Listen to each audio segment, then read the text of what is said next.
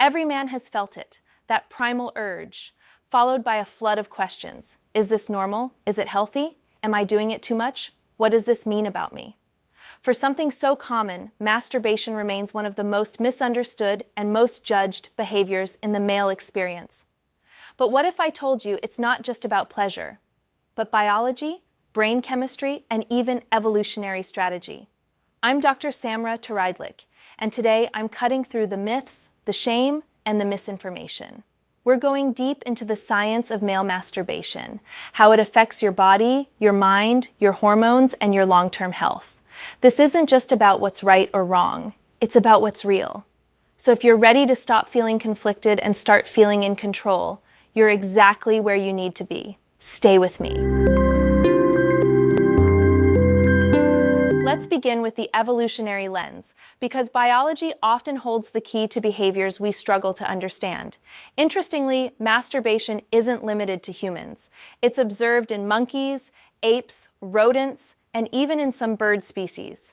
That tells us something fundamental. This behavior serves more than just pleasure. It exists for a reason.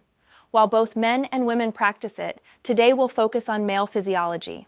Not because female biology isn't important, but because the science surrounding each is complex and deserves its own detailed attention. So what's the function here? What's biologically useful about masturbation? Modern evolutionary theories suggest masturbation might be a strategic reproductive behavior. Research from fields like evolutionary psychology and behavioral biology propose that ejaculating through masturbation may help clear out aged sperm, making way for more viable, faster-swimming sperm when it actually comes to fertilization. This idea of clearing the pipes, so to speak, is supported by hypotheses indicating that masturbation enhances sperm quality and motility. In competitive environments, whether that's amongst rival males in primitive societies or simply in sperm competition, this preparation might offer an evolutionary edge. More recent biological studies have gone further, speculating that even non-ejaculatory masturbation, yes, you heard that right, might create arousal-based changes in the reproductive system that facilitate faster ejaculation during intercourse. In species where mating opportunities are rare or insecure, speed matters. This can give lower-ranking males a brief window of opportunity to transfer genetic material before being displaced. Fascinating, isn't it? And yet, here's the twist. While many animals do it instinctively, only humans attach meaning to it. Shame, guilt, morality. These are uniquely human constructs. Animals follow biology. Humans must navigate biology, emotion, and culture simultaneously. Unsurprisingly, this often leads to internal conflict. So naturally, a common question arises. How often is too often? Or more accurately, how often is healthy? Science doesn't give us moral rules, but it does offer biological guidance. Let's begin with one landmark study, the Health Professionals Follow-Up Study, which surveyed nearly 30,000 men over several decades. It found that men who ejaculated 21 or more times per month had a statistically significant 33% lower risk of developing prostate cancer compared to those with fewer ejaculations.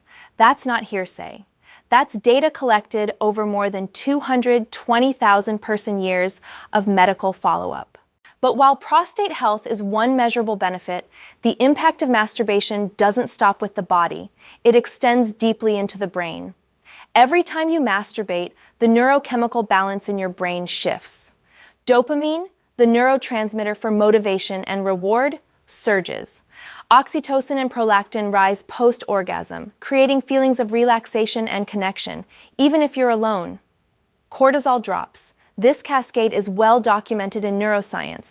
It's not just pleasure, it's a neurophysiological reset, because it temporarily reduces anxiety, tension, and even physical pain. Masturbation can become a coping mechanism. There's nothing inherently wrong with that, but repetition conditions your brain.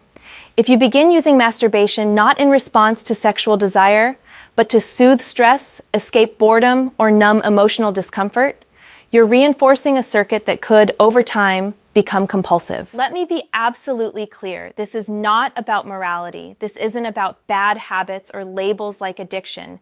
This is about neuroplasticity, the brain's incredible ability to rewire itself based on repeated behavior. If your primary emotional outlet becomes self-stimulation, you may notice a decline in motivation, satisfaction, and even connection with others. And again, this isn't about shame. It's about structure and function. This also reveals a deeper truth. What culture condemns, biology often approves. That contradiction can lead to a cycle of guilt, secrecy, and confusion. You repeat the behavior for relief, feel guilty afterward, resolve to stop, and then do it again. The problem is not your urge, it's the absence of clarity and self-understanding. Ultimately, we must stop asking if masturbation is good or bad. That's the wrong framework. Biology doesn't operate in moral binaries. It functions in terms of adaptive value. Culture, however, does frame things in terms of right and wrong, and as a man, you live between those two ecosystems, your biology and your society, trying to find peace between them. Navigating that intersection is not a weakness. In fact, it can be a path toward greater self-awareness, emotional intelligence, and health. So if you've ever felt conflicted or wondered whether your habits are healthy, that questioning itself is valuable. Understanding your own body and mind empowers you. Biology gives you the blueprint, but intention gives it meaning. If this reflection guided you even one step closer to insight, then it served its purpose. Before I wrap up, I've got a question. How many times have you ejaculated or masturbated in a single day? I'd love to read your interesting comments, but don't lie, 'cause I'm a doc. Anyways, in a world that tosses guilt at biology and shame at science, you've just done something powerful. You chose understanding over judgment. The truth is, your urges don't make you weak, they make you human. Knowing how your body and brain work gives you the clarity to use that information, not to suppress yourself, but to master yourself. When you understand your biology, you reclaim your agency. You stop living in conflict and start living in alignment. That's not taboo, that's transformational. If this video helped challenge old myths or planted a new seed of self-awareness, don't stop here. Hit like, share this message, and subscribe, because this is only the beginning. I'm Dr. Samra, and I'll be here whenever you're ready to take the next step toward not just knowing yourself, but owning your health. Until next time, stay curious, stay strong, and above all, stay informed.